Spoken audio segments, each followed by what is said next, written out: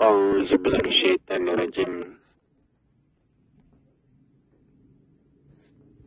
بسم الله الرحمن الرحيم.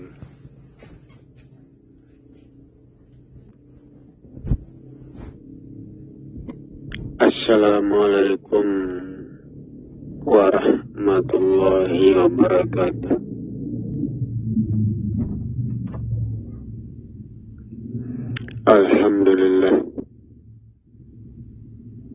Alhamdulillahi rabbil alamin.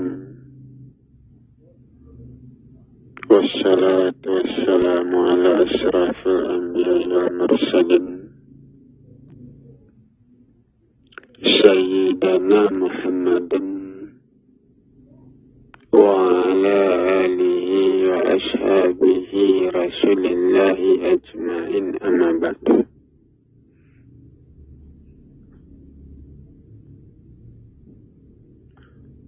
Puji syukur kita berikan kepada Allah Subhanahu wa ta'ala, Tuhan yang maha besar dan maha agung.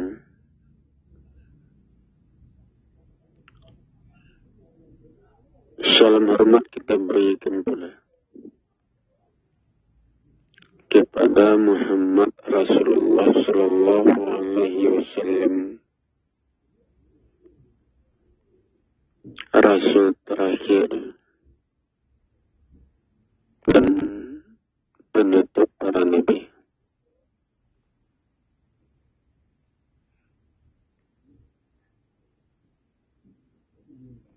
Saudara-saudara kaum muslimin jamaah yang saya hormati, saudara,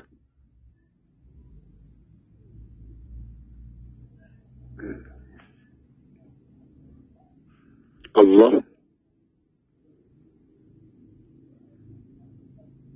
adalah sebuah kebenaran.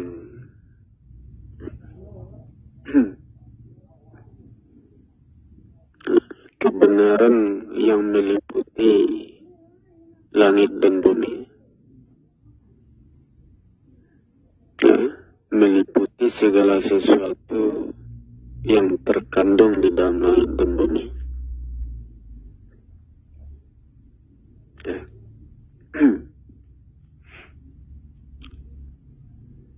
Apa saja yang ada dan yang terkandung di langit dan di bumi, dan juga pada diri manusia,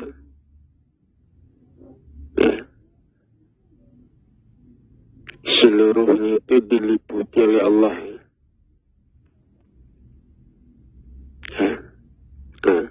Atau dikatakan kehidupan segala sesuatu yang ada di langit dan di bumi, proses segala sesuatu yang terjadi di langit dan di bumi, apapun yang terjadi, kejadian itu benar, nyata, ada, tidak ada yang dibuat-buat,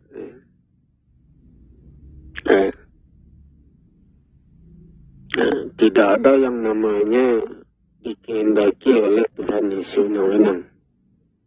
Itu tidak ada.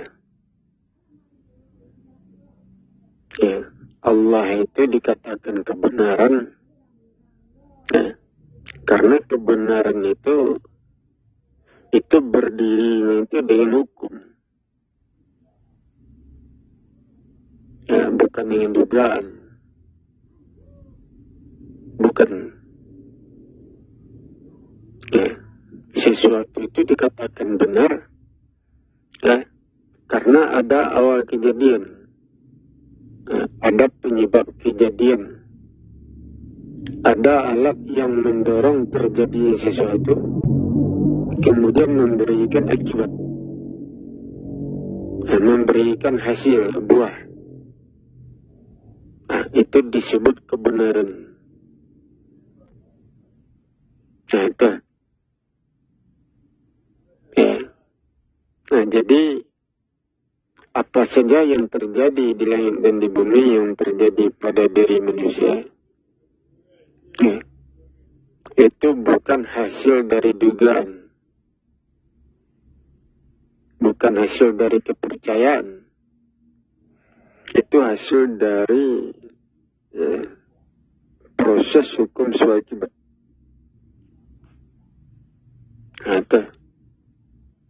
Itulah yang dikatakan kebenaran. Sehingga Al-Quran mengatakan,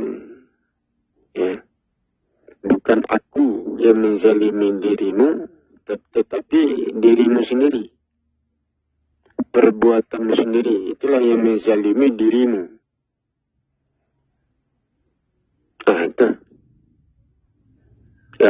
Artinya, akibat yang diterima oleh manusia itu datang dari perbuatannya sendiri. Datang dari hubungannya. Hubungannya dengan makhluk, dengan segala sesuatu itu memberikan akibat kepada dirinya. Jadi akibat yang diterima oleh manusia itu tidak datang dari Tuhan yang berbuat fenomena. Tidak. Kenapa Allah dikatakan kebenaran? Karena perbuatan itu ditegakkan dengan hukum. Perbuatannya dijalankan berdasarkan hukum. Bukan berdasarkan kesewenang-wenangan. Bukan. Itu dia. Jadi apabila Allah berbuat sewenang-wenang, seenaknya, dia bekerja sebebas-bebasnya, menurut kesewenangannya, itu artinya Allah bukan kebenaran. Itu.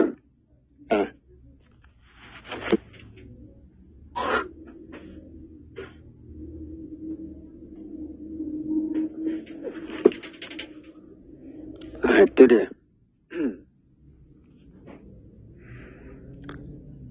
Jadi Allah itu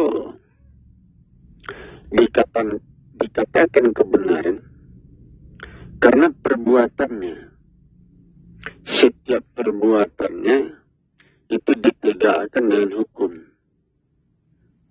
dijalankan dengan hukum, berbuat dengan hukum itu.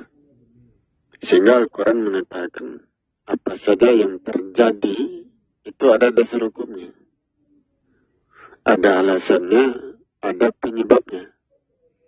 Itu deh. Jadi kalau ada orang mengatakan Tuhan itu berbuat sewenang-wenang, dia bisa bekerja tanpa ilmu, tanpa hukum, itu salah. Salah itu. Tuhan bisa memutarbalikkan segala sesuatunya berdasarkan kesewenangan. Itu salah. Itu. Itu dia. Kalau kita perhatikan berdasarkan hukum, kekuasaan Allah itu terikat hukum, terikat dengan zat, terikat dengan tanah, terikat dengan makhluk. Kekuasaan Tuhan dan kekuasaan Allah terikat ini tuh. Karena Allah itu meliputi langit dan bumi, meliputi zat, meliputi tubuh manusia. Itu sebabnya terikat. Itu deh. Anda manusia harus memahami, Allah itu tidak terpisah dengan zat, tidak terpisah dengan langit dan bumi, tidak terpisah dengan manusia. Apabila Allah terpisah dengan makhluk, maka Allah itu sendiri adalah makhluk. Itu punya tubuh dah, kalau terpisah. Tetapi apabila Allah meliputi langit dan bumi, meliputi manusia, meliputi makhluk, itu artinya Allah menyatu dengan langit dan bumi. Ya, itu artinya tubuh Allah tiada. Allah tidak bertubuh. Tidak bertubuh zat, tidak bertubuh cahaya, tidak bertubuh nur. Ya. Nah, itu. Ya, nah. Apabila Allah menyatu dari langit dan bumi, sementara langit dan bumi itu bukan Allah. Zat itu bukan Allah. Makhluk bukan Allah. Tapi Allah meliputi makhluk. Itu. Ya. Allah itu yang bahagian mananya? Allah itu ukuran yang melekat pada makhluk. Ukuran yang melekat pada zat. Ya. Jadi zat itu, makhluk itu memiliki ukuran. Ya, seperti pasir, batu, benda-benda. Ukuran kecil, ukuran besar, ukuran panjang. Jarak antara benda, ya, kecepatan benda dalam bergerak, macam-macam. Ukuran itulah yang disebut Allah. Ukuran itu ada pada seluruh zat, ada pada seluruh makhluk, seluas langit dan bumi.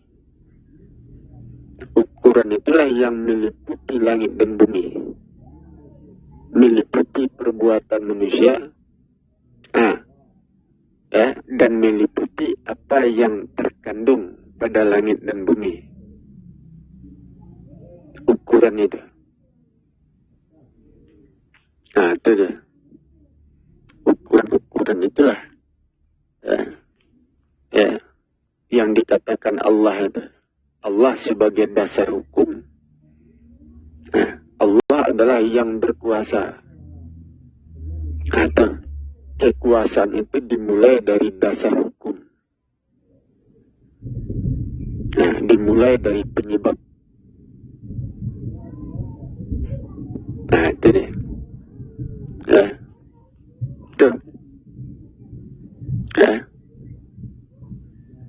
Jadi Allah itu yang mendorong terjadinya sesuatu. Yang mendorong itu ukuran-ukuran.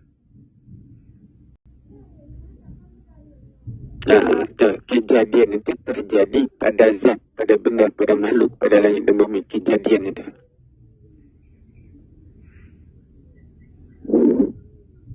Ya. Itu dah contohnya saja seperti batu besar.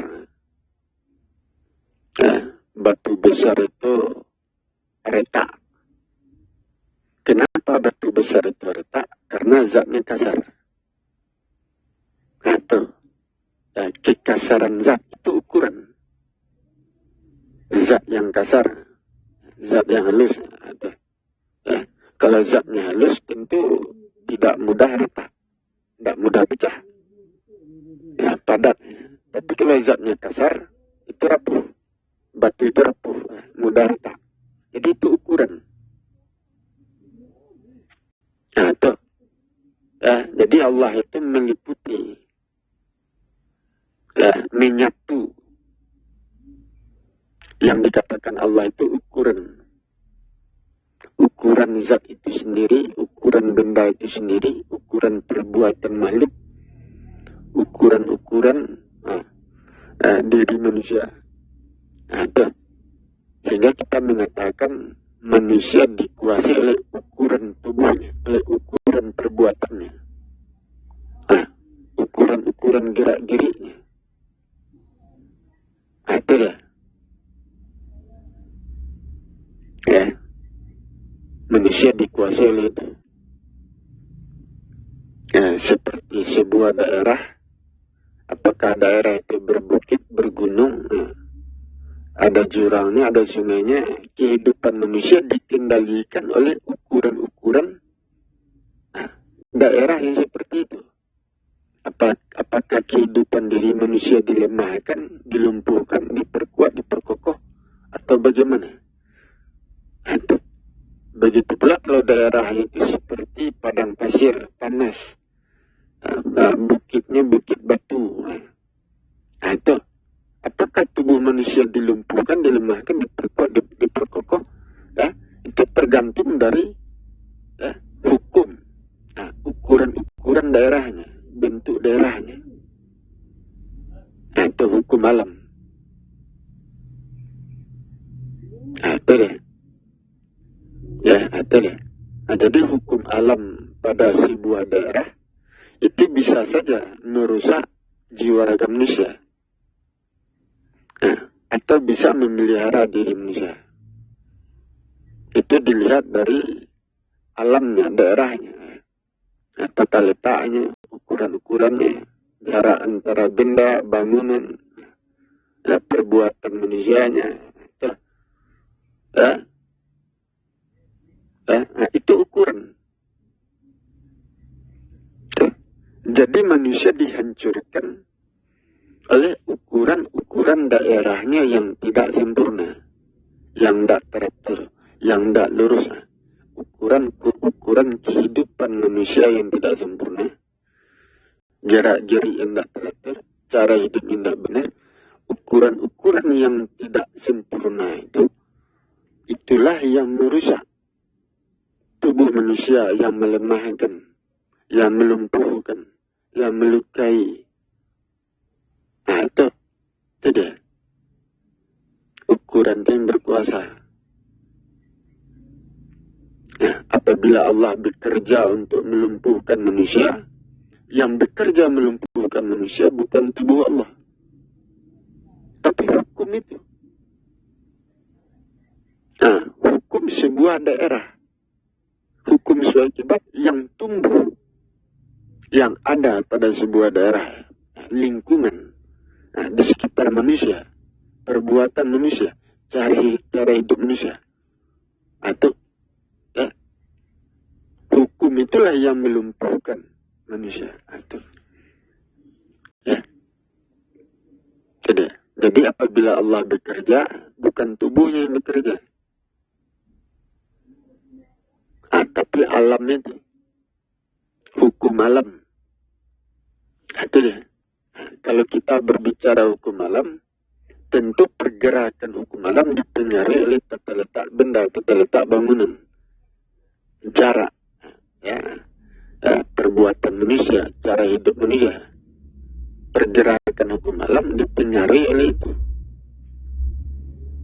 Itu. Jadi Allah itu pekerjaannya itu dijalankan oleh hukum alam. Sementara hukum alam itu didorong, digerakkan oleh perbuatan manusia. Itu. Apakah pergerakan hukum alam itu bekerja untuk merusak sebuah daerah atau bekerja untuk memelihara sebuah daerah?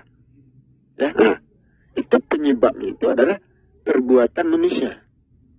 Kalau perbuatan manusia teratur, lurus, bersih, kehidupannya benar, itu menggerakkan hukum alam yang lurus, benar. Itu hukum alam yang memelihara. Tapi kalau perbuatan manusia salah, sesat, tidak benar, maka terciptalah pergerakan hukum alam yang merusak daerah itu sendiri, merusak kehidupan manusia itu sendiri. Itu dia. Nampak? Jadi manusia dirusak oleh perbuatannya sendiri, bukan dirusak oleh perbuatan Allah. Seperti itulah kira-kira. Bukan dirusak oleh diri Allah, bukan. Nah, jadi apabila Allah itu bekerja, yang bekerja itu bukan tubuhnya. Yang bekerja itu hukum alam. Sementara pergerakan hukum alam dipengaruhi oleh perbuatan manusia, cara hidup manusia. Apabila hukum alam itu memberikan bencana kepada manusia, itu didorong oleh perbuatan manusia yang salah, bukan didorong oleh keinginan Tuhan sewenang-wenang, bukan. Itu harus dipahami. Saudara, mengaji ini kan tidak sebentar ini, mendudukkan perkara ini lama, berulang-ulang. Ya, Itu untuk memberikan pemahaman kepada manusia. Tentu saya harus berulang-ulang menjelaskan. Ya. Menerangkan. Sampai manusia memahami. Ya, Allah itu bagaimana, kekuasaan Allah bagaimana. Apakah betul Allah itu sewenang-wenang, semaunya saja dia berbuat, berkuasa. Atau Allah itu perbuatannya terikat dengan perbuatan manusia, perbuatan makhluk. Itu dia. Kenapa? Perbuatan Allah itu terikat hukum dengan makhluk, dengan zat, dengan tanah. Contohnya saja kalau kita berbuat baik, melalui perbuatan baik Allah memberikan rezeki. Itu artinya rezeki Allah itu diturunkan kepada orang yang melakukan perbuatan baik. Rezeki Allah tidak turun kepada orang yang melakukan perbuatan sesat. Itu. Itu terikat itu. Itu hukum-hukumnya. Seperti bencana. Bencana diturunkan ketika orang itu berbuat salah, sesat. Kalau orang itu berbuat benar, lurus, bencana tidak turun ke situ. Itu. Allah tidak berkehendak menurunkan bencana kepada orang-orang yang benar, orang-orang yang baik. Tidak ada kehendaknya. Itu. Jadi orang-orang yang perbuatannya sesat, salah, kehendak Allah menurunkan bencana, jatuh ke sana. Jadi terikat hukum. Itu artinya orang yang berbuat baik, orang yang berbuat benar. Allah tidak berkehendak untuk merusaknya, untuk melukainya, untuk mengazabnya. Tidak. Tidak. Hukumnya seperti itu. Jadi perbuatan Allah itu terikat dengan perbuatan manusia. Jadi Allah tidak sembarangan, tidak bebas seenaknya untuk menurunkan bencana, untuk mengazab, untuk menyiksa. Tidak bebas. Itu sebabnya kembali kepada manusia, tergantung kepada manusianya. Perbuatan Allah itu berdasarkan perbuatan manusia. Artinya manusialah, perbuatan manusialah yang memancing Allah itu berbuat. Perbuatan manusialah yang memancing Allah itu berbuat, menurunkan bencana kepada orang yang perbuatannya sesat, menurunkan rezeki kepada orang yang perbuatannya benar. Jadi manusia yang memancing. Perbuatan manusia yang sesat, yang salah itu memancing Allah menurunkan bencana, melakukan perbuatan yang merusak kepada diri manusia. Allah itu kan hukum sebenarnya, itu perbuatan Allah, perbuatan hukum. Perbuatan yang sesat, yang salah, yang dilakukan oleh manusia, itu memancing hidupnya. Hukum alam yang merusak, yang memberikan kerusakan kepada manusia itu sendiri. Jadi, perbuatan manusia yang benar itu memancing terciptanya pergerakan hukum alam yang bersifat memelihara diri manusia, menurunkan rezeki kepada manusia yang berbuat baik. Jadi terikat. Kenapa? Itu hukum-hukumnya seperti itu. Contohnya, kalau badan kita bersih, apa yang tumbuh? kemuliaan. Itu yang tumbuh. Ketenangan. Kalau badan kita kotor, apa yang tumbuh? Tumbuh penyakit. Tumbuh rasa gatal. Tumbuh gelisah. Itu yang tumbuh. Tidak mungkin dari tubuh yang kotor tumbuh ketenangan. Tidak mungkin. Atau tidak mungkin Tuhan menurunkan ketenangan kepada orang yang bertubuh kotor, jiwa raganya kotor. Tidak mungkin. Tuhan menurunkan ketenangan kepada orang yang jiwa raganya bersih, lurus. Itu hukumnya. Begitu pula manusia yang berjiwa raga bersih, lurus. Tuhan tidak mungkin menurunkan penyakit di badannya, menumbuhkan penyakit di badannya, tidak mungkin. Penyakit tumbuh pada diri manusia yang kotor jiwa raganya. Tidak mungkin penyakit tumbuh pada jiwa raga manusia yang bersih, yang lurus, tidak mungkin. Jadi itu hukum-hukumnya. Jadi perbuatan Tuhan terikat dengan perbuatan manusia, kondisi jiwa raga manusia. Itu harus diperhatikan. Itu kenapa itu?